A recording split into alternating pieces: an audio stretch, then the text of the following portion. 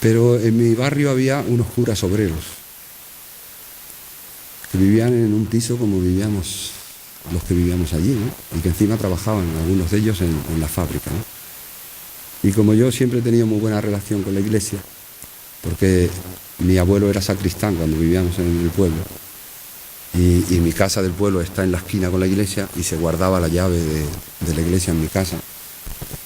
Mi abuelo hacía unas hostias como cajas de zapatos, que eran para tocarse a los santos. Ahí tenemos dos santos muy importantes que son de Cartagena, hermanos de San Isidoro y San Leandro, que son San Fulgencio y Santa Florentina, que aparecieron allí enterrados y nos quedamos nosotros, ¿no? Bueno, eso es un apéndice.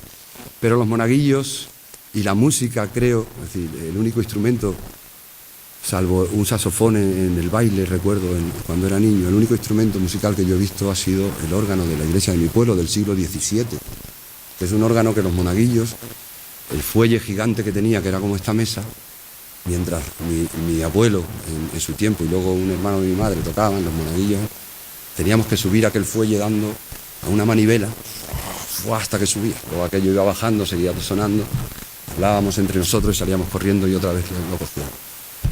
Y ahí también hay una relación con los cantos gregorianos, con la música finalmente de recogimiento, ¿no?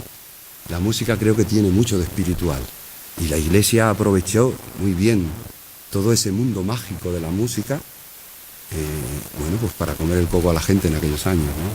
Porque estamos hablando, cuando la música nos cuenta, también no nos cuenta solo a nosotros, nos cuenta a la sociedad de aquel momento, ¿no? Con todo lo que representaba la dictadura de Franco, con todo lo que representaba la iglesia represora, la iglesia como algo tétrico, como algo que te metía miedo, desde el lado del seso, desde el lado del pecado, desde el lado de tantas cosas que éramos chavales asustados, ¿no? Los que sois de esa generación lo habréis vivido, ¿no?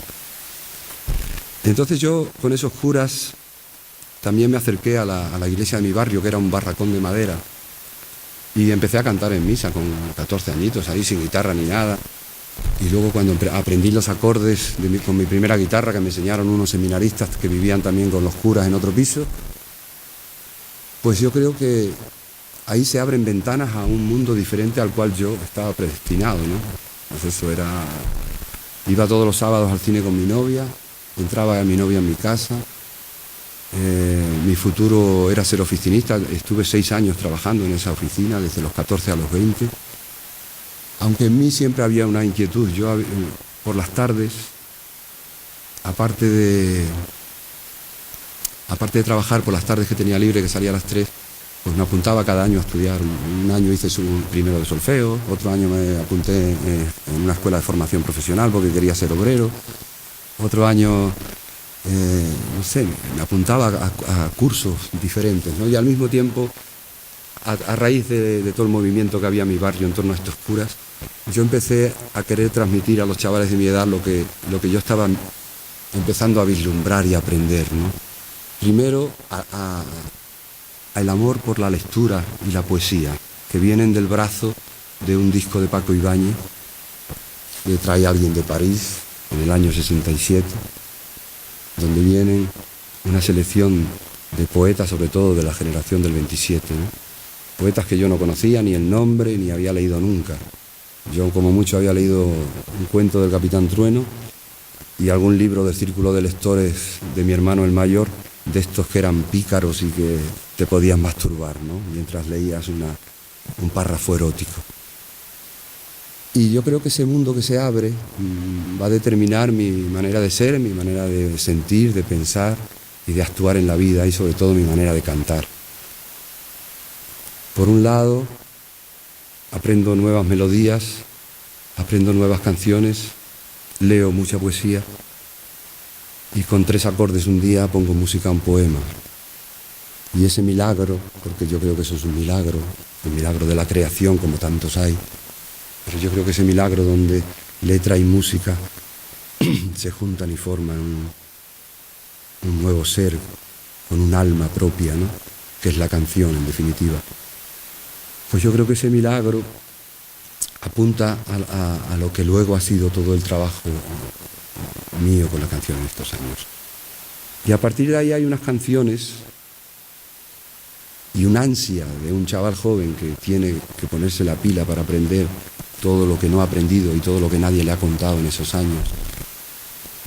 Y bueno, pues yo creo que hay canciones que entran a formar parte de mi vida en este caso, ¿no? Y la primera de ellas tiene que ver con la Iglesia, aunque venía desde el lado de la canción protesta, de la canción de Latinoamérica.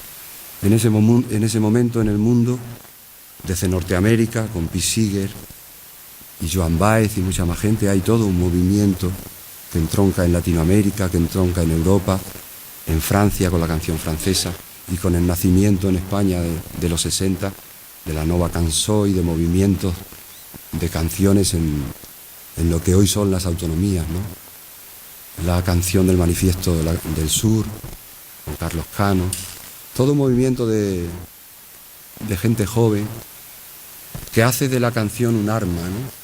Un arma para sensibilizar, un arma para comunicar, un arma para luchar, un arma para cambiar la mentalidad de la gente, un arma para incidir en la realidad social, un arma para la denuncia, para tantas cosas, ¿no? Como ha servido la canción.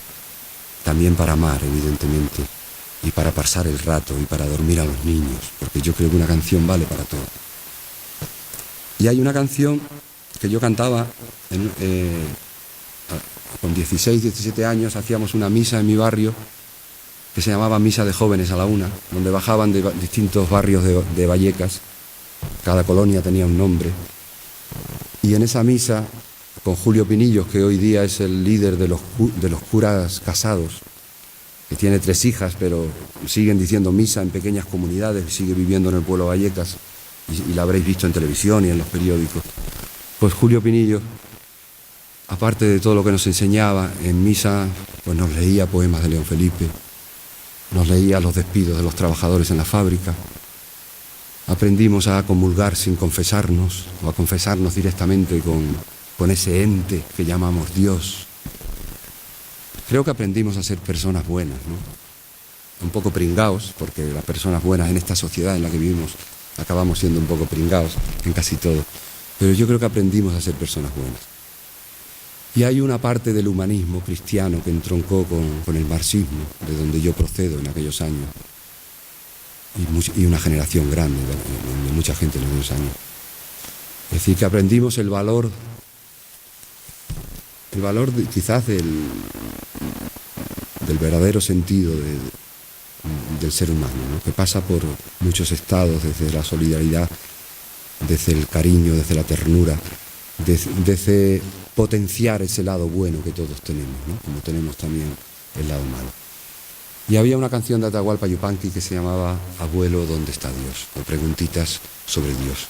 Que para gente como yo en aquel momento, que vivíamos esa otra manera de ver la religión, esa otra manera de ver el cristianismo, desde el lado de los pobres, desde el lado del compromiso, no desde el lado de la teatralización y la culpa y el pecado y esa losa que nos aplastaba, ¿no? Y ese lado tétrico que tiene la Iglesia, ¿no? Para manejar a las personas y para castrar en definitiva la libertad más cercana a nosotros, que es la sexualidad. Entonces podríamos empezar escuchando un poquito de Abuelo, ¿dónde está Dios?